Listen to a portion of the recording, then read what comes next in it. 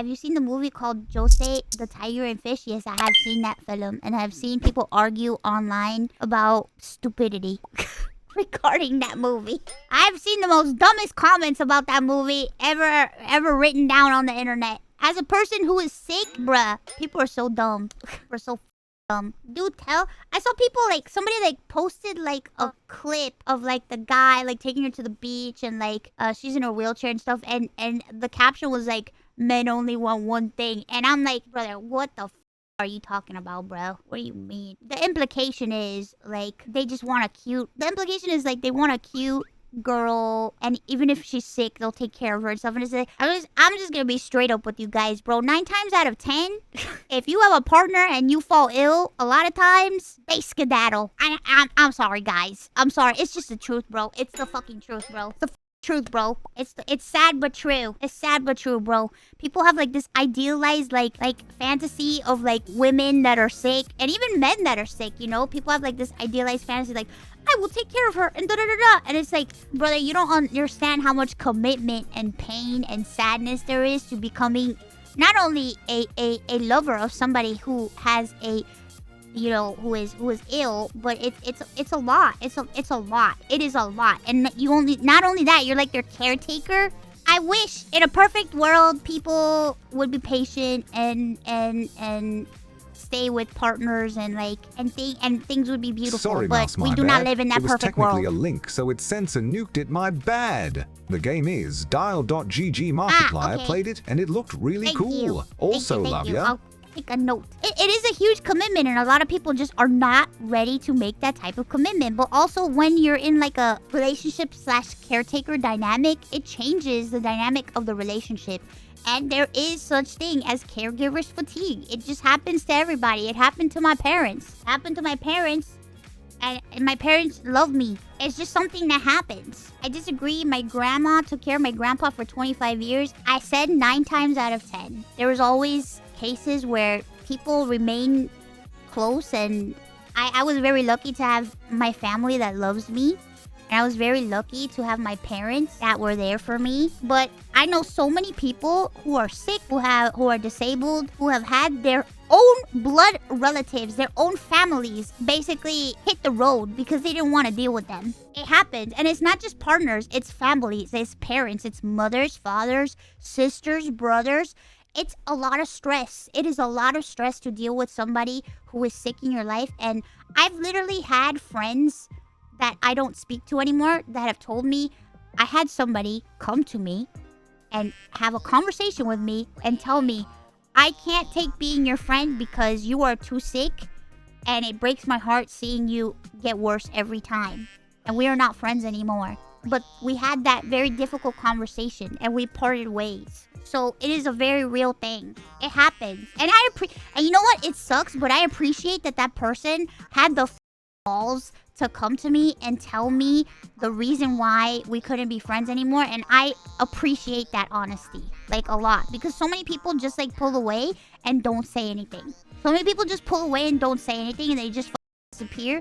But that person had the balls to straight up tell me that to my face.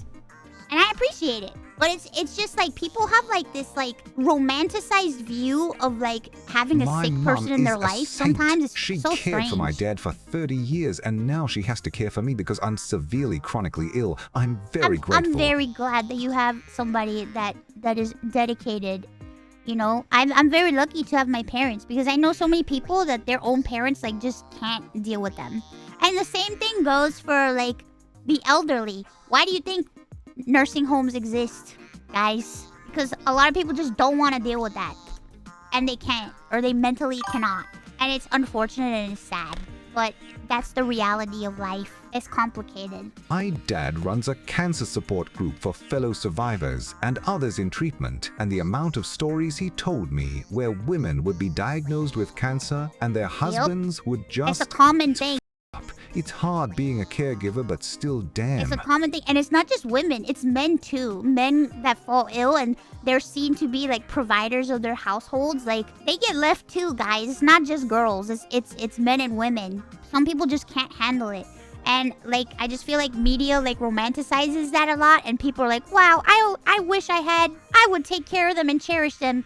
But like if that were to present itself in their life, okay, that's a different story. You know what I mean? So I saw that like discourse a long time ago, because every time that post comes up, people like argue about that, about like men only simply want to take care and be there. And it's just like, oh brother, oh brother. It is very rare to find people that it sucks that I have to say it in this way, but it is the truth. It is very rare to find people who will quote unquote put up with a sick person or of the sort, you know? And it sucks that I have to use that term, but it's just the way it is, because that's how people see it. But I'm very lucky to have met people in my life now that honestly don't give a shit about that. They really don't care. And my family has always been there for me.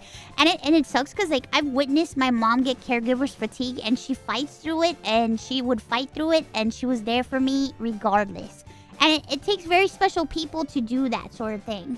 And, you know, I have really good friends now that like they really don't give a shit. They really don't care, and they're there for me. And I've had health crises recently, where it's like they don't like run from me or distance themselves from me. On the contrary, they like get closer to me and they're there for me, which is a very big change that I was like, whoa, I've never experienced this before. That's pretty cool. But I also think it comes with like age too, kind of. Sometimes, not all the time, because just because you get older, that doesn't mean you're mature. I know a lot of people who are older that are very immature. And that's my 2 cents. The end. So that's why I always say, I've had a lot of people ask me. I actually had somebody write me a letter one time, because I actually recently received a letter from somebody where they wrote how they started watching my streams, and they began to kind of like